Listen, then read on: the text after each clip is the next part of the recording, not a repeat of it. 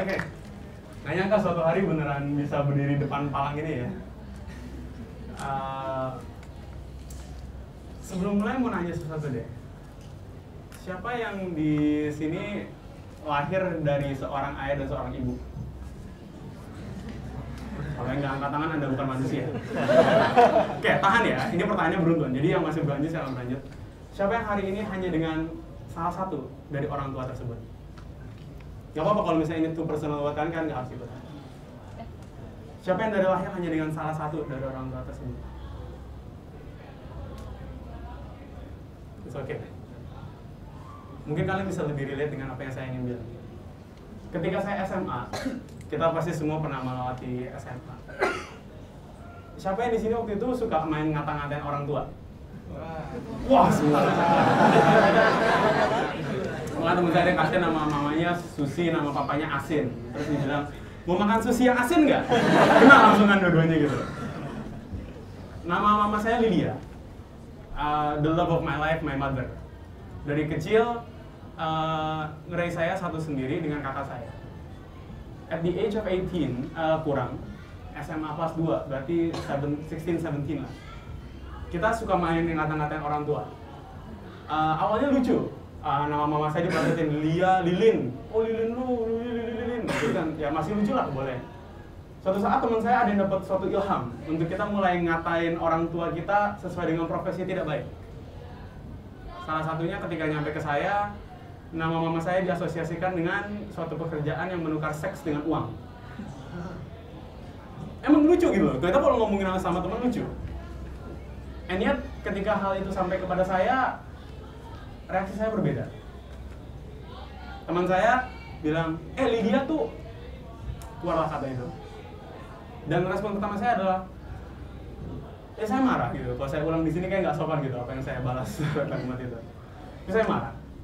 Saya bilang kepada dia, lu tuh jadi orang tuh nggak punya otak ya ngomong kayak gitu. Dan semua orang seperti orang-orang SMA punya respon yang cukup sederhana. Males banget sih gue main sama lu. Gitu aja. Kalau kita ngomongin sana, baper banget sih lu. Gue cuma ngomong gitu kali, semua orang juga dikatain kayak gitu kali. Biasa aja.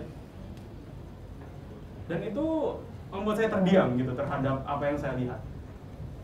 Sepertinya menjadi suatu hal yang sangat unik ketika tahu semua orang berpikir, oh ini normal gitu loh, kita untuk ngatain orang tua satu sama lain kayak gitu. Sehingga saya waktu itu membangun perspektif pertama saya. No one's listening. Gak ada yang sebenarnya tahu juga atau dengar ceritanya kalian. Lalu ada satu teman saya luar biasa sekali datang, teman baik saya waktu itu. Dia duduk sebelah saya dan dia juga bilang satu hal, diemin aja mereka nggak apa-apa kok. Gue tahu lu dari kecil cuman diurus sama mama lu doang. Jadi gue tahu banget kenapa itu pasti sakit. My second perspective, it's an amazing feeling ketika ada seseorang bisa dengar cerita kalian dan dia tahu harus ngomong apa ke kalian. It's an amazing feeling. Hari ini saya hanya pengen membagikan 3 hal kepada kalian. Saya mau coba kita melihat teman-teman kita sehari-hari ya. Kita coba ulang pertanyaan sedikit. Siapa yang di sini dari kecil diminta sama orang tuanya waktu SD ya? Kamu kalau sekolah dapat nilai bagus dong? Oke, tahan. Siapa yang kalau waktu sekolah SD lah, kalau nggak bagus dipukul sama orang tuanya? Siapa dari kalian yang sekarang angkat tangan sampai hari ini, walaupun udah nggak dipukul lagi, kalau dapat nilai jelek, sakit rasanya?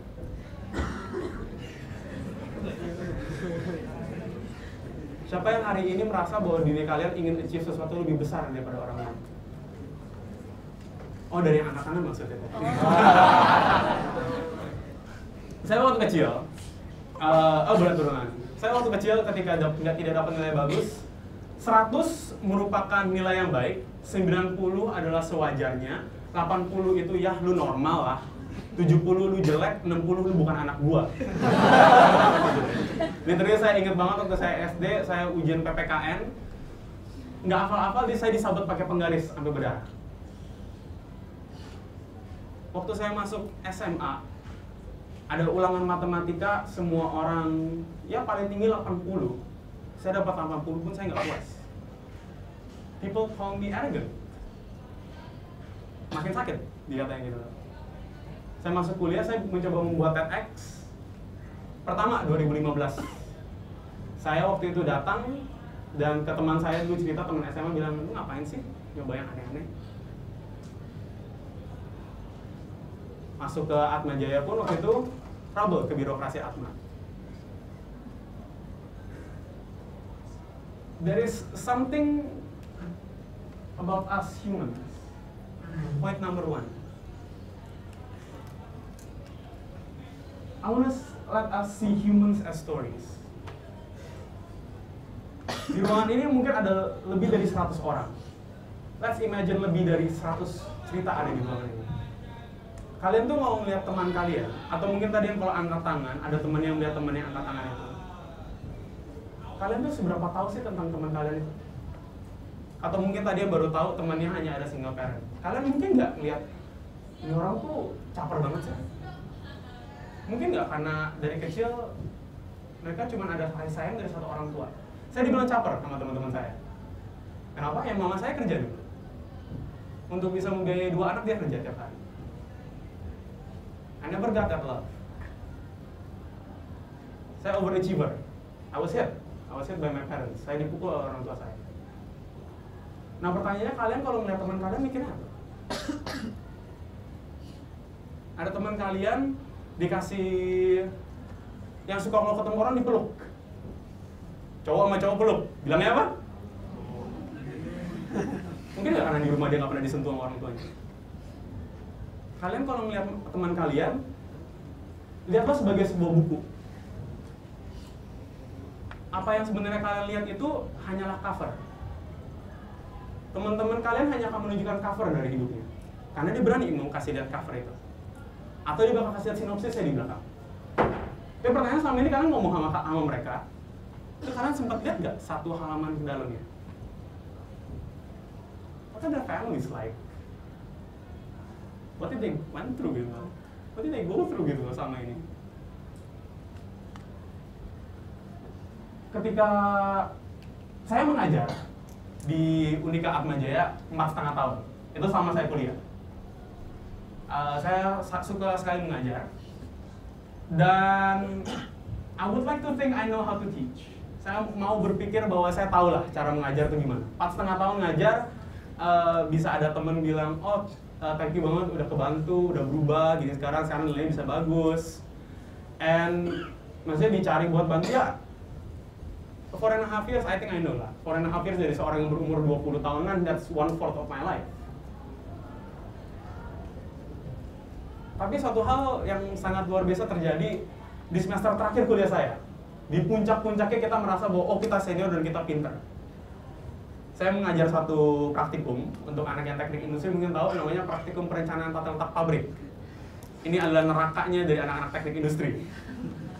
Anak-anaknya masuk ke sini.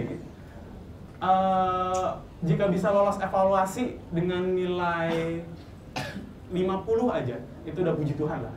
Gitu. Ada seorang anak masuk kepada saya, ini salah satu praktikan saya, nilainya jelek terus. Kalian punya nggak teman di kelas kalian yang saya bilang, kita bikin kelompok itu, bilang gue nggak mau sama dia. Kenapa? Karena dia terkenal yang gabut, dia terkenal yang tidak akan bekerja, dia terkenal yang balas chatnya lama, dia terkenal kalau lu ngomong sama dia lu harus ulang 10 kali baru dia ngerti. We all have that friend. Ya enggak? Anak ini diberikan kepada saya menjadi seorang praktikan. Of course, saya udah punya pemikiran, oke, extra effort, ketemu sama dia. Kita memberikan that same inspiring speech yang guru-guru berikan kepada anaknya kalau dia mau anak itu berubah. Saya ketemu dia, saya kasih lihat nilainya. Kamu tuh mau berubah nggak? Kalau kamu nilainya segini terus, ya kalau itu ngomongnya gue bisa jamin lu nggak bakal lulus. Gue jamin 100% lu nggak akan lulus. Tapi kalau lu mau berjuang, gue mau berjuang bersama lu. Lu butuh gue, lu telepon. Lu kasih tahu gue, ayo kita kerjain di sini, kerjain depan gue akan bantu lu.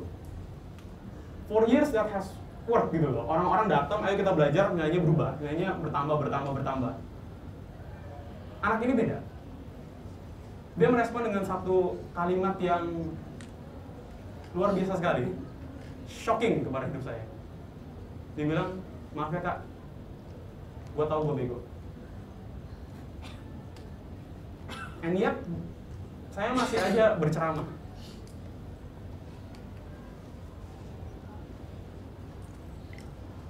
Sometimes it's as easy as listening. Waktu itu akhirnya saya keluar dari ruangan. Terus saya nanya gitu loh, tadi dalam ruangan itu saya ngapain sih? Ada seorang anak baru aja ngaku dia itu bego. Gitu loh. Ini sebuah pernyataan dari seseorang terhadap dirinya sendiri. I'm stupid. This is really powerful gitu loh sebenarnya. So I was wondering, was I listening gitu loh? Apakah saya mendengar kalimat ini tadi? Karena sepertinya saya tidak. Saya melanjut berceramah. Pertanyaan saya selanjutnya adalah bagian ini. Deciding the appropriate action based on the stories that we know. Kalian mendengar cerita teman kalian. Saya mungkin mengetahui cerita teman saya. Apa yang saya tindaki terhadap anak itu? Anak ini yang ada di setiap kehidupan kalian. Apa yang harus kalian lakukan? Abraham Lincoln bilang satu hal yang sangat luar biasa buat saya. Do not criticize them. They are just what we would be under similar circumstances. Jangan pernah menghakimi siapapun. Karena jika kita melewati apa yang mereka lewati, kita pasti juga keluarnya kayak mereka. So I stop. Sama anak ini, saya berhenti. I start wondering why. Saya mengkritik dia kan. Maksudnya secara langsung saya mengkritik dia, walaupun saya nggak langsung bilang. Dan turns out, ada yang bilang anak ini di rumah, itu di keluarganya pun dibilang bahwa dikata-katain bego sama orang tuanya sendiri. Can you imagine gitu loh, pulang ke rumah dan kalimat yang muncul dari orang tua kalian sendiri adalah, lu tuh bego. Terus di kuliah, dia di-treat seperti itu. Seakan-akan dia bego. Kenapa? Kita kerja kelompok gak ada yang mau sama dia. And what I realize gitu, apa yang sangat penting di sana adalah, I think I just became one of them. Kayaknya saya baru aja jadi salah satu orang yang nggak secara langsung ngatain dia bego. Out of all these things yang terjadi dalam hidup dia, me thinking, gua adalah seorang guru yang sudah baik. 4.5 years teaching, and I did that. Secara tidak langsung saya baru aja ngatain anak saya bego. I did that. How I was not a good teacher. Ketika saya sadar akan hal itu, I decided there had to be something I should do gitu loh. Remember, decide on the decision that's correct gitu loh, based on the stories that you know. Ya udah, anak ini annoying. Dia tiap hari minta saya ketemu jam 7, ketemu jam 8, mau nanya dulu. Malam-malam nelfon, nanya. Ya udah nggak apa-apa. Kalau saya seorang edukator, seharusnya saya bisa membantu anak ini kalau emang saya bisa.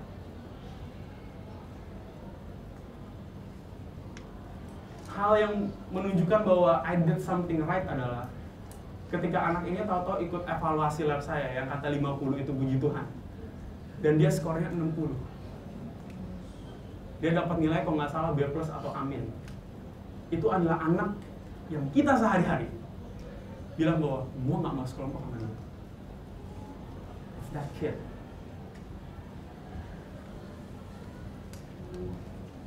My next point.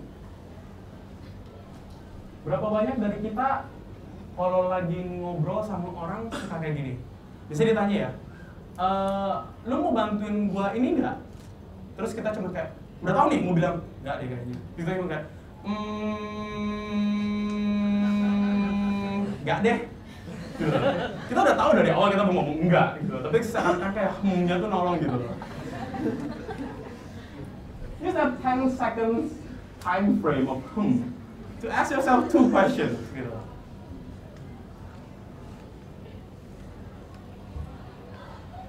Why did he or she do it? Orang ada minta kalian sesuatu, misalkan ya, Saya mau pinjam uang dong, kakak saya mau operasi kekurangan uang. Kenapa kira-kira dia ngelakuin itu? Maksudnya, kenapa tahu-tahu dia bisa kekurangan uang? Itu seorang teman kalian, kenapa dia bisa kekurangan uang?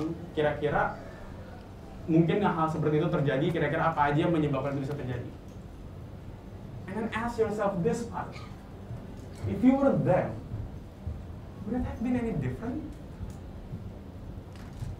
Teman kalian ada yang tahu-tahu DO dari sekolah, DO dari kuliah lah, mau minta tolong kalian sesuatu, kalian udah tahu belum kenapa dia bisa DO? Emang kalau di posisi mereka bisa berbeda? Saya waktu itu pernah ada kasus secara internally lah, with my personal life. Ketika ada seorang anak, saya baru recently graduate, jadi secara ikatan saya udah gak ada hubungannya sama Unika Atmajaya, nothing gitu. Dan tahu-tahu ada seorang anak, saya tahu anak ini mungkin bukan yang terpintar, bukan yang terapa. Dia mau minta diajarin sesuatu. Dia itu hari Senin udah harus kumpul sesuatu untuk bimbingan sama dosen, tapi baru kontak saya hari Sabtu, minta diajarin sesuatu. Sabtu adalah hari off, I wanna sleep gitu loh. Gue mau main, gue mau tidur, gue mau terserah lah. Tapi tahu-tahu dia bilang ada suatu problem yang baru muncul di dia punya TA yang dia nggak tahu cara handle-nya gimana. And I thought gitu loh, mungkin nggak ini kejadian ke gue ya?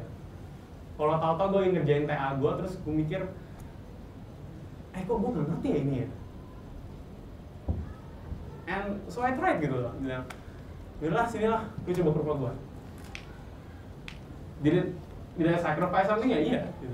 I sacrifice my time, I gave it to somebody else. But what was amazing adalah ketika 2 minggu kemudian dia akhirnya lulus, dia cuma chat sesuatu kalimat, thank you banget ya, waktu itu udah bantuin. Kayaknya kalau bukan karena lu, gue nggak lulus hari ini. Can you imagine gitu? Kalau hari itu saya tidak bilang iya, kalau saya nggak coba mikirin iya ya, saya juga udah lewatin TA ya, tau lah rasanya gitu loh, menderitanya gimana. Kalau gitu saya mau egois bisa loh bilang, nggak deh, lewat chat aja boleh nggak?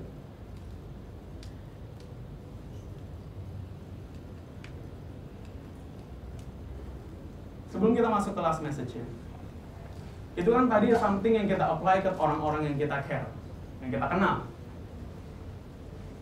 Tapi how about those people that we don't know? Kalian mikir apa sih kalau ngeliat pengemis? Nggak usah dijawab apa-apa. Bayangin aja seorang pengemis.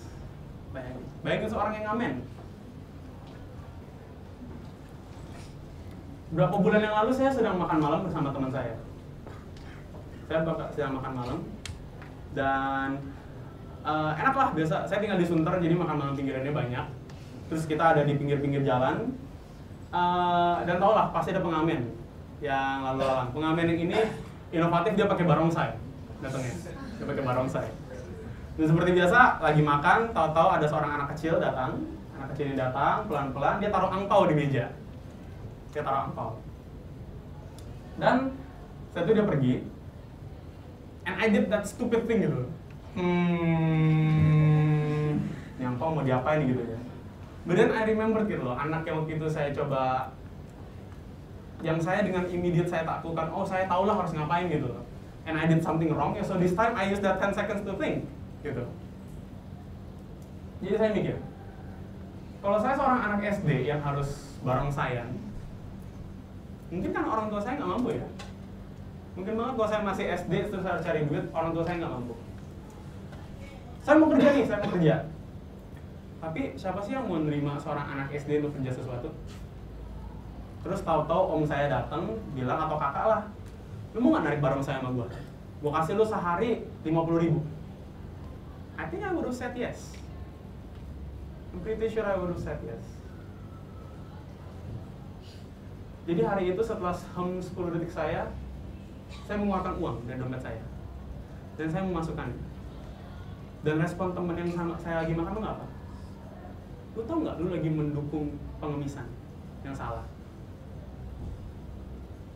that. Itu yang aneh. Kenapa? Karena itu yang nyata. Itu adalah kejadian SMA saya. Ketika anak ini adalah korbannya, saya adalah teman saya yang menolong, and everybody else yang generalize bahwa pengemis itu adalah suatu hal yang salah secara immediate. Teman-teman saya yang ngatain ibu saya. Anak itu mungkin lagi berjuang untuk masa depannya, dan daripada menjadi kontributor terhadap yang menghalangi dia dari masa depannya, I would be more willing untuk jadi bagian yang mendorongnya ke depan. Bahkan hanya 2.000 rupiah. What do we know? Apparently I wasn't a good teacher. Apparently I was not a decent human being yet. Socrates, salah satu filsuf terkenal, mengucapkan kalimat yang cukup sederhana. One thing only I know is that I know nothing. Ini orang pinter loh. Ini orang pinter dulu. Dan dia bilang bahwa satu hal yang dia tahu adalah dia tidak tahu. So when you're facing somebody else, are you sure you know who you're talking to? Your friend or your family? You listen, you take action, but remember to take that 10 seconds hum. Thank you.